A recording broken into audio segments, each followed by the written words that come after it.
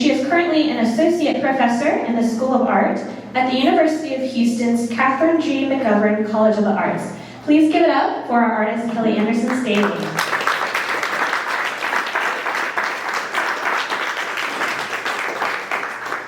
Our other speaker tonight is the catalog essayist for her catalog, Dr. Rachel Offie-Quinn, here's my far left, is an associate professor in the Department of Comparative Culture Studies and the Women's Gender and Sexuality Studies program at the University of Houston. Please give it up for Dr. Rachel Offie-Quinn.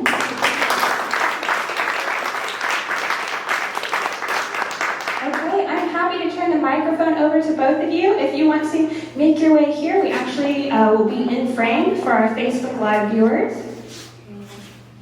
Hello, Facebook. I like the sound.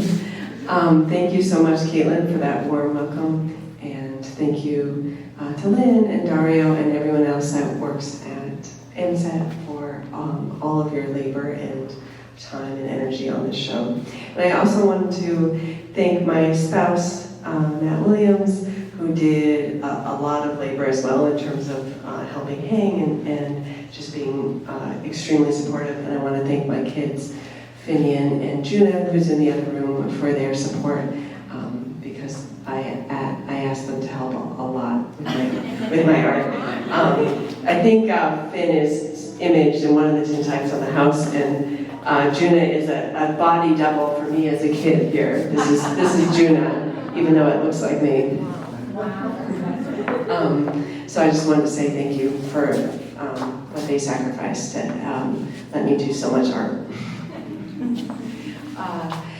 So Rachel and I love talking, and so we can certainly ask each other questions.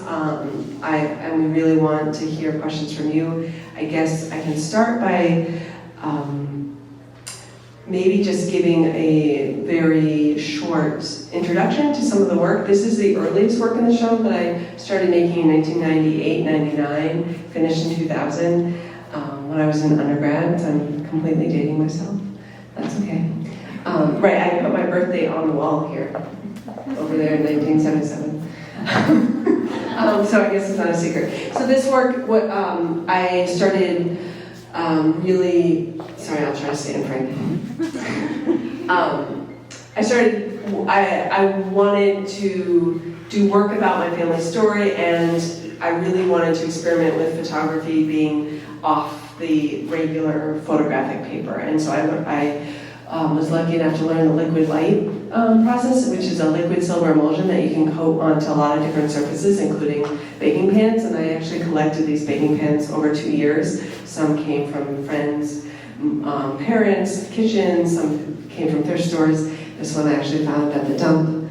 And this pan itself was kind of, I left it empty to kind of represent the biological father that I never knew. And then flash forward to many years later, in 2014, I got to meet him, talk with him on the phone and meet him, and I've photographed him many times since, and he is in that portrait series over there, 44 tintypes, half of Tom, the father that raised me, and half of Bill, who's the biological father who came into my life in 2014. And so a lot of the work in between, I started doing tintype portrait work in 2014. No, sorry, I'm losing my decades, 2004. So it's most of, I would say about 75-80% of the tintypes on this tintype house are Houstonians, but some date back much earlier and are of folks all over the country. I've shot in many different states, and I'm very much interested in, when I've been set up to shoot tintype, to shoot everybody and anybody, and really shoot anybody who's willing to sit for a portrait. It takes about 20 minutes to make one. You don't have to sit still for 20 minutes, you have to sit still for about 20 seconds, 30 seconds, but I have to prepare the plate, get you set up. I have many of my holders in a head brace. The exposures are long because of the technical process of wet plate collodion. It's like if some of you might have shot film in the past, or have a digital camera that has an ISO, and usually the ISOs are like ISO 100 or 200. Well, collodion is about a negative 30 ISO, and so that's why the exposures are so long. And I'm using old brass lenses that are from like the 1850s, 1860s, 1870s, and so they're wide open. I have a lot of bellows, and that's why the process kind of demands that the sitter holds still, and I'm kind of doing everything I can within my power, my training in photography, to get the picture in focus, because it's so easy that people move. They can blink and breathe, but I tell them to breathe very shallow. And the process is very finicky. You never know what you're going to get. And so it's very adrenaline-inducing when you get, an image that's in focus and someone's looking right into the camera and looking very focused into the camera. And that's kind of why you get such serious pictures, because you really can't hold a smile actually past 3 or 4 seconds. And thank you for everyone in this room who has sat for me. And really, this project of the Tintype House and all the Tintype portraits I've made over the years, really, I feel is a collaboration between me and the people willing to sit for the pictures. And I've been telling the story to a few people. I've been dreaming of this Tintype House actually since 2010, and then got to realize it in 2017. And I made it right after Hurricane Harvey hit, and it was for me very much a visualization of what community can look like, and so many of the people that are imaged in the space literally helped me and my family get through the difficult time of having our house and studio flooded. And I was making this like as our house was getting rebuilt, and I joked with my spouse like which house was going to get done first, like my Tintype house or my or my actual house, and it was definitely the Tintype house, because I was the project manager on that. So the cyanotypes I started doing actually, I would say March 2020, right at the beginning of the pandemic. I stopped making so many portraits. I'd been thinking for many years of figuring out, I'd already been working on this project about my father and his, our cabin, and then I've been delving more and more into his archive. If many of you have read Rachel's essay already, there's no spoiler alert because it's in the essay, but the cabin that I grew up in the woods of Maine was sold and then burned in 2019 by the new owners. You weren't able to inhabit it anymore. And so really, I had saved a lot of the archive from the cabin before it got burned, and so I've been thinking before the pandemic hit, actually figuring out how to work with the archive beyond scanning it and just making prints of it. And so I learned cyanotype years ago, actually, at the same time I learned liquid light, and so it became a really good opportunity to kind of spend, obviously, a lot of time alone in the studio, figuring out how to reproduce this archive, tell stories, reinvent the story, rewrite the story, tell my version of the story, make collages, and that's what I did. And as you can see, can I walk out of frame for a minute? A lot of the collages are cyanotype, color print, inkjet print, silver gelatin. This is a picture of my mom that I probably printed in, like the late 90s. So some of these materials are from the 90s, some are as old as the 50s and 60s, 80s. I'm actually printing on the archive itself. So much of the archive I'm from a conservator, like a museum conservator standpoint, I'm destroying the archive. But I'm also trying to figure out how to rewrite it, re-elevate it, and kind of change the story from my perspective, from growing up in the 80s and 90s, and really kind of re-envisioning kind of this family legacy that I was passed down, in part, in pieces and parts. Like I didn't know the whole story as I was growing up. I found out when I was 12 and really thinking about photography as a way to tell history and keep part of history. And that picture that's on the kitty corner to the title wall is the back of a photograph, and that photograph kind of represents the photograph I lost. My mother gave me a picture of Bill, my biological father, the only one I had when I was 12, and somehow as a teenager I lost it. And then for many, many years, I still haven't found it, but for many years I kept looking for it and kept like turning pictures over and being like, oh, maybe this is the one, maybe this is the one. And I think that matrix of trying to find that photograph, again, really motivates my urge to make images and to try to figure out the past and tell narratives about family because of that lost photograph. And so these quilts and wall collages that I call origin story are kind of, again, how differently each origin story could be depending on the images that we choose and the artifacts and the parts of the archive that we choose. And sorry, I've been rambling on. Maybe I'll let Rachel jump in here. I wanted to give context for like how we work together, and you heard some of my bio, and my background is sort of in Black studies and African diaspora. However, I'm also thinking about how one writes biography, and so those questions I brought to this work.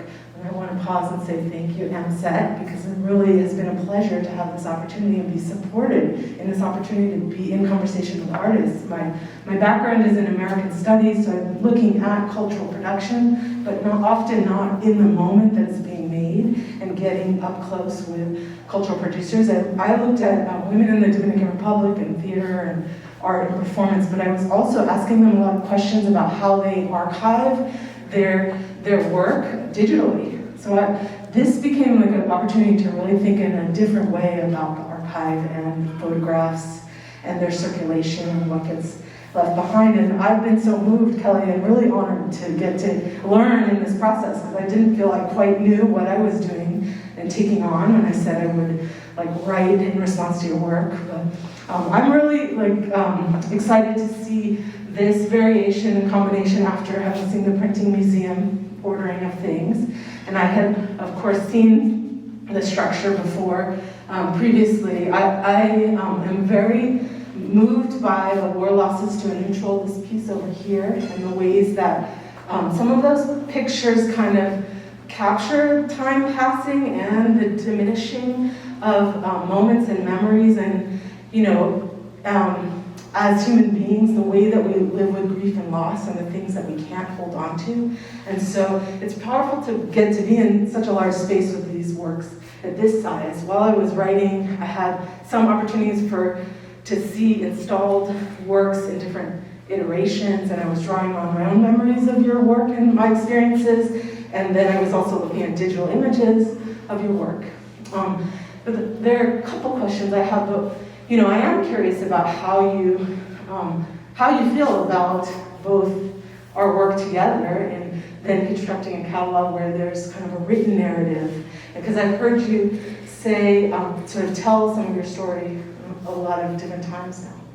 And so we get to talk, as professors, we know each other sort of different parts of the University of Houston, but we haven't so much debriefed about process. I learned about the way that you produce work, so thoughtfully and meticulously and over and over and over until you get it the way you want it, while I was learning to kind of write my response to both what I saw and what I experienced emotionally in your work. And then you saw me kind of make my way through that process, the essay in different iterations, trying to tell someone else's story and do it justice. So I wondered if you had any thoughts on how it was to even see your story laid out. And I did three interviews and an informal conversation with Keliy, so I was able to draw also some audio recordings of the version of the moment in which she was telling that story, and then other conversations we had. It's been such a pleasure to work with you. I think in some way, like somewhere in the last 6-7 months or so, I've kind of come to realize that the wall collages and the books, the artist books that are in the other room in the vitrine, and some are reproduced on shelves that you can view, I've come to think of them kind of as reciprocals of the story. You know, our interviews and you writing kind of your writing about my story from your perspective kind of became another vessel or holder of the thing, and in some ways helped organize the chaos. Because if you guys think that there's a lot going on the walls here, you should see my studio. I have way too much paperwork and too much to kind of tread through or wade through in terms of like, I haven't even read all of my father's words that are on the walls, and so I think it was very helpful for the two of us to kind of have deadlines, and also the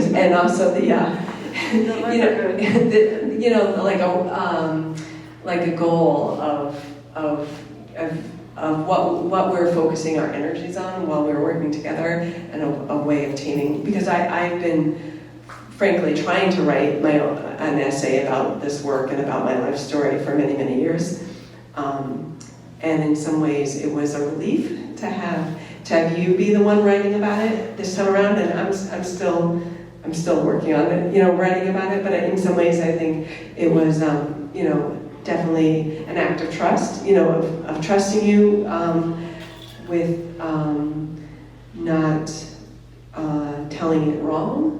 But again, there is no right or wrong, but there's definitely ways that feel better than other ways. Because again, it could be a salacious story. There's a lot of different fathers. There's an ex-stepfather that is an image. I mean, I have many types of him, but we didn't hang that piece. A lot of different parts of the family,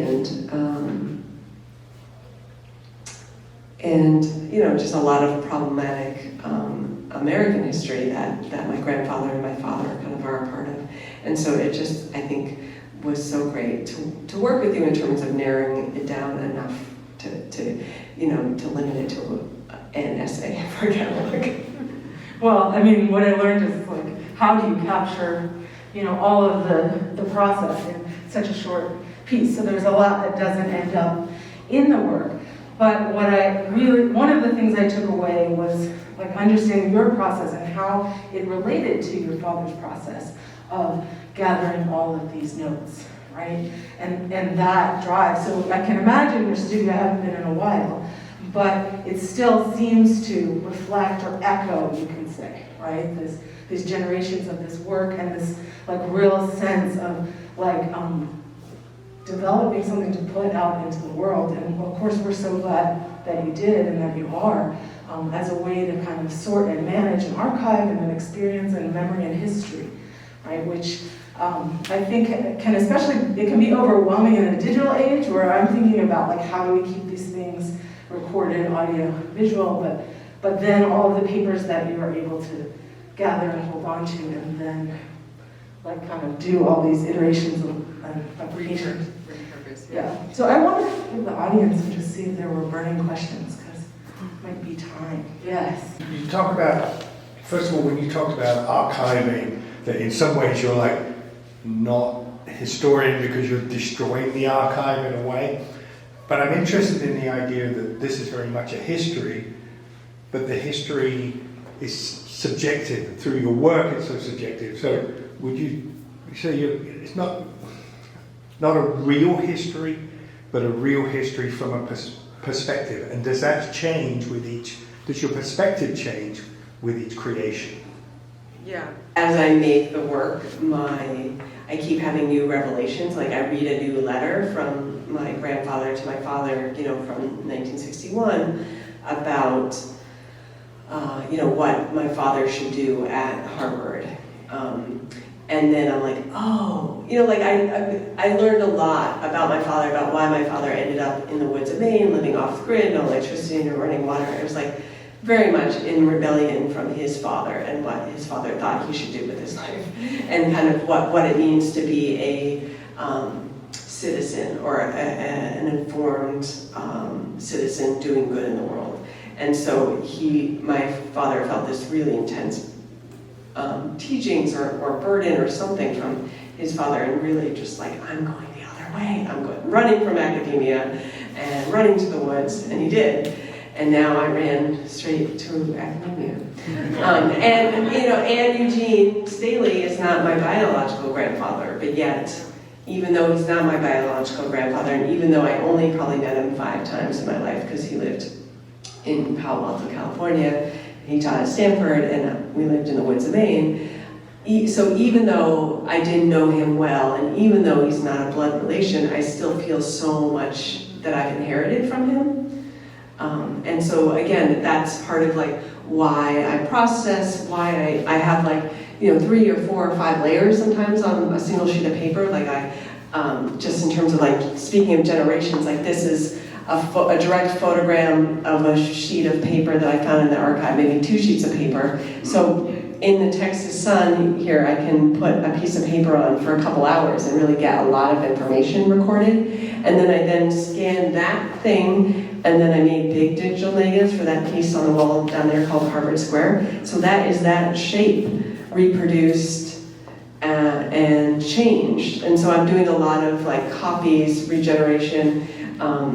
The yellow piano that's in one of the piece in the Kahn Gallery is reproduced. Like I was able to photogram the actual burned piano that burned, and some of those mark makings, like the silk screening of the mark makings. That's actual piano strings and piano, like the literal indexical photogram of what. Like of how the object blocks the light, and then I'm reproducing that. And so again, kind of through process, I know a lot of artists don't admit this, but I really do think that part of the work that I'm processing my story and my feelings about my story through the artwork, and I'm okay with that. Like a lot of people are like, oh, don't put so much, like you don't want to talk about emotion that goes into work. But I really think that that is how that is helping me. I'm processing the emotion of the family story through the work, but I'm happy with the results in terms of like the amount of layering and collaging that I can do it as I'm doing that. I have a related question. Interesting to me is that, and part of your discussion about working on a narrative to go with this work and that sort of dialogue that's going on, is that there does seem to be a really interesting dialogue between sort of the impetus to collect things, whether it's objects or archives or memories, which sometimes we try to order. So, and this dialogue between the sort of collage-like processes of memory retrieval and the idea of trying to order things in an archive or order things in a narrative. And I just wonder, did you have interesting moments or discussions about that sort of coming together of the sort of collage, and that sort of the collage, it has those emotional sort of, there's emotional charge with that, right? When you're looking at memories and you're kind of trying to piece together a narrative. It's kind of a rambling question, but I just wonder if you had any kind of thoughts about that. I think you're right on with that, and actually something that appeals to me about Kelly's work is that collecting this. And sometimes it's like, oh, there's some people that are just really like that and like to collect and gather, and that resonates for me. But also the fact that the objects, like that they're all photographs in here, and that they kind of have the emotion and maybe hold the energy, like what you're willing to give and put out there. Like we're able to receive that because you're taking that risk. And so that's riffing off of your comment, but I think, something about seeing someone take the time and thought in ordering and reordering memories to try to make sense. For me, it brings into question for myself, like how do I tell the stories of my own family legacy, and how much agency do I have to tell it in a certain way, and what are the risks, and what do you include or leave out, which also feels very powerful, and then you have to kind of or some of us sort of hesitate to have that much power to say, here's how the story went. You know, after someone passes away, you get control of how the story went. And I can see that in this work. Yeah, I think it was great too I felt like when I was telling stories to Rachel and Rachel was relating, was like, oh yeah, like she was reading stuff that my dad had written about Boston in the 70s, and she was like, that got passed down to me because my mom, you know, and her family was from Boston, and like I know about that thing that he was writing about. And so I think I do want even though it's a personal story, I do want the work to be very relatable, and I want other people to be like, oh, that part of your story is potentially connected to my part of my story, and so I felt like I was doing something right when like Rachel was like, oh, we have so much in common, you know, and so I think that I felt like we were like having really good conversations that came out of the work and also came out of like me reading her work about other people, and I also think that like Rachel in general is I look up to her in terms of like how she has training in the field of quote anthropology, you know, in terms of like how you tell other people's stories, and sometimes I have to a little bit take a step back and be like, how do I tell this story about my grandfather's place or role in the Vietnam War, or my father's place or role in the Vietnam War. And so I'm trying to do that both from a personal standpoint, but also trying to do it ethically, which again is a very fine line, but I've been taking a lot of cues from you in terms of like the things that you think about in your own work in terms of like how do you tell other people's stories.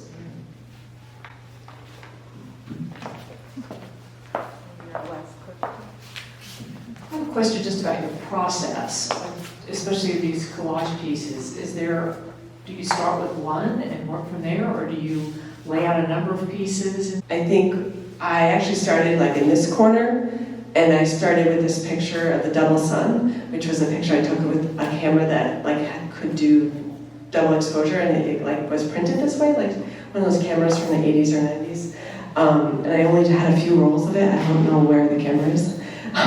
But this was the yard at the cabin, and I loved this like picture. It's quote old in my archive, but it's still my picture. And I was like so excited that I hadn't ever seen it, you know, like I hadn't used it or I hadn't found it, you know, I had refound it. And then I was looking through some other pictures. This is this is where I took poetic license. This is not my dad's land, but land in Maine looking towards Canada. On this project I did called Off the Grid, photographing 30 families in central Maine living off the grid. But my father was here when this picture was made. I was in grad school. I took a Greyhound bus up from New York City to Maine to photograph. And I'd gotten in touch with some folks that lived off the grid, and they lived so far off the grid that even Tom, who doesn't usually worry too much, was a little worried that I wouldn't ever find the people. And so he's like, let me drive you up, and he packed me some peanut butter and jelly sandwiches, and it was snowing. And I got out of the car because I saw the light. Like, it was really, like, this is not a digital picture, it's a film picture. I didn't color correct it, this is what the scene looked like. And so I got out of the picture, and then he came out and held an umbrella over me and the camera. So again, this is not his land, but I feel like I was working on this project when I was shooting his cabin a lot. And again, poetic license, like there's a few pictures of the Atlantic Ocean, which again is 2 hours away from where I grew up. And so again, poetic license that I'm using pictures from the coast of Maine that I didn't grow up on, but I was around near enough. And so this picture, I felt like the blue, like for me, this collage was very much about color and tying the right colors of blues and browns and blacks in with it, and also not repeating what I've done in other things. And so this one kind of really became about this, the word that Rachel uses in her essay, microcosm, about thinking about the cabin as a microcosm. These are the birch trees that look out of the cabin. the window from the cabin, the picture that called the dark cabin picture from the 80s, it is very much like my memory of the cabin, like the graininess of film. And so I'm really utilizing the differences in technology and photography to my advantage. Like, I think people that are of my age have memories that look like this because this is how the pictures got developed from the era. Just like in tintype, pictures got developed in the 1850s and 1860s very differently. And this is, I might have some digital pictures. This is a webplay picture. In the 90s, I did a lot of black and white pictures of the cabin. And I really take a lot of liberties with his artwork. So this is my father Tom's artwork. This is Tom's artwork, kind of totally unchanged, just found in a box. This is his artwork. He drew kids in Boston public school systems before I was born. It's a traveler from our land. So anyway, I literally have boxes and boxes of prints that I work on for many, many months. So when I'm printing, I'm kind of very excitedly using lots of different pieces of paper, using lots of different negatives, not printing with a plan, just being kind of like, oh, what am I going to do today? And doing a bunch of things, and then collecting all these boxes of prints, and then a totally different shift of studio practice is when I'm putting something together and editing. And that way I'm not really making more images. I'm not in the dark room making new things when I'm putting this together. I'm literally finding all, collecting from my boxes of stuff that I've made. And then like when I was finishing this, I was like, oh, this works so well, I need a counter element. So then I go to my boxes full of folders, and I find this. So it's very much like, you like building it and then being like, oh, I need this, and then going to look for it. Anyway, that's how I work. Does that help? You had a question? I was reading the letter, I think, from your grandfather to your father about the draft and protesting the draft.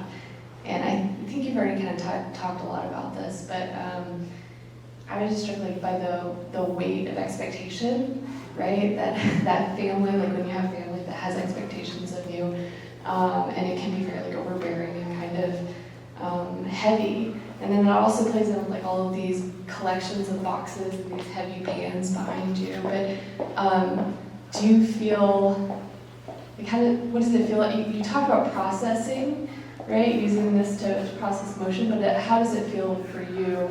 I don't want to put words in your mouth, right? How does it feel for you to put these stories together and try to be ethical? Or for both, and you both talk about this, yeah. I don't know, it's risky, because everybody's still alive. Like all the fathers, the mother. So it's risky. But as an artist, I feel like it's part of my role to take risks, and I'm willing to take the risk. And I mean, aesthetically, I think when I'm working, and especially when I'm deciding if I'm going to scan a piece or make a negative of it, I'm much more emotionally attached.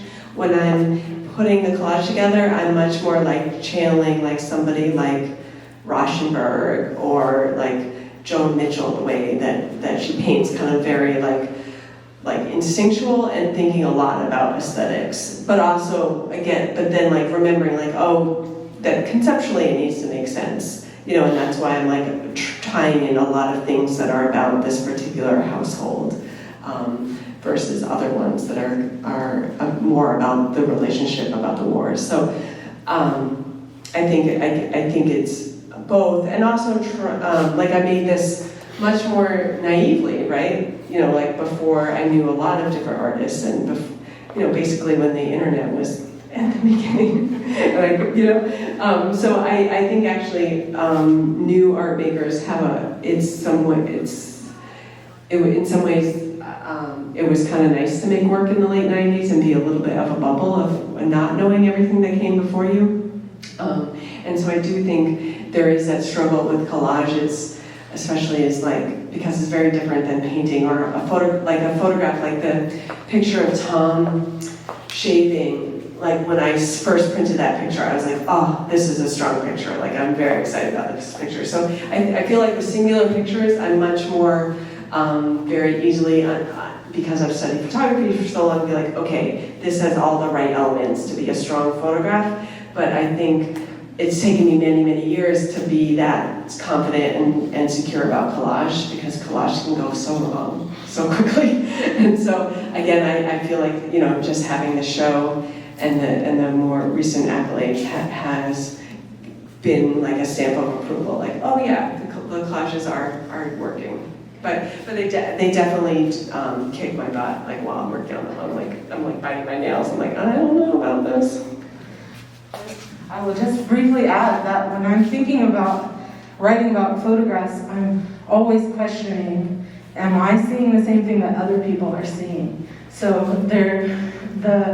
what I was able to like see up close is this process of trying to tell a story through images, but also never knowing if you're conveying exactly the thing, right? Because other people are putting what they understand onto those images that they're interpreting. And so, yeah, so I don't know if there's so many different ways to tell a story, so there is a lot of weight, but there's this difference between kind of the text that Eugene Staley was producing, this sort of published and definitive and very confidently, like, here's what the truth is. And then sort of what reproducing, what the truth is, and this idea of history and, you know, great men making history, and then what you're offering, like in between the text, these visual moments where we're engaging with other things that we know and we're drawing on to understand the visual. And so that is also why, if you haven't had a chance to spend time touching and also looking at, in the display case at the books, I think it's really interesting, your move as a photographer to take like the archival work into that form and see how that functions as sort of a showing or a telling that's different from like the different sizes and what you are familiar with in terms of what photography can do if you're behind the camera. So. I'll just answer that in that the books were kind of liberating in that I didn't have to have a singular strong image. Like I could take a lot of images that were not superior images on their own or in my mind, like, and make a story out of the pages together, like make them stronger by putting them together. And that felt really liberating, to not have to have singular images that had to hold their own and tell the whole story. And I could tell a story in a 25-page book, and then I could make another book and tell a different story.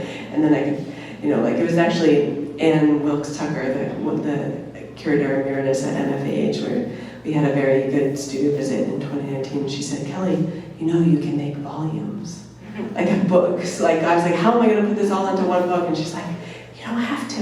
you can make additional books and make a different book about something else. So, like, I think, anyway, I think of those of the collages as well. Like, you know, maybe one piece could stand on its own. And I put a few singular prints in the vitrines, but in some ways the collages and the books are a way to hold a lot of things all at once. As I look at these works, it's like the weight of history, right? The weight of photographic history with the weight of your personal history. So could you talk about how you conceptually combine those two things and what your thought processes were? Sure, yeah, I'll try to be brief. Thank you for that question. I definitely think that there's a lot of meta things about photography, especially with the early processes of tintype and cyanotype, actually predates tintype, and purposely using inkjet and cell phone photography and digital photography and the whole range. Again, I think because photographic technology is so connected to our memory and how we remember things, and kind of using that differences in technology as an advantage, and as a way of putting a lot of layers into one piece.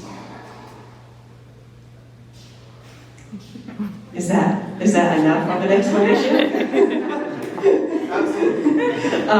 I mean, I think about photography all the time and how much it fails. And I think especially that the portrait project of the two fathers is about how one picture, one portrait can never ever do justice to the intensity of my relationship with that person. Just like all the people, some of the people on the house I know very, very well and are my best friends or family members, and others I just meet for 20 minutes. And I love the fact that you as a viewer can't tell the difference between who I know very close and who I just met.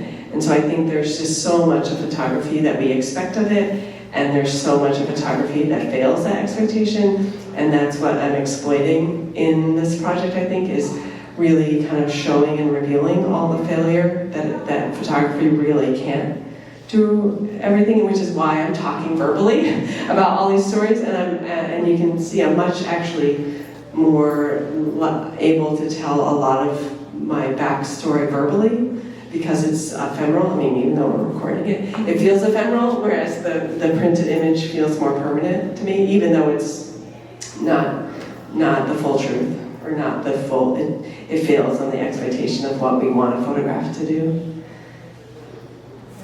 Thank you, Kelly. Thank you, Rachel. Thank you, everyone, for attending the talk. And if you want to review any part of it, we're going to have it up on our Facebook page and our YouTube page. So thank you all again. Have a good night, and thanks again for being here.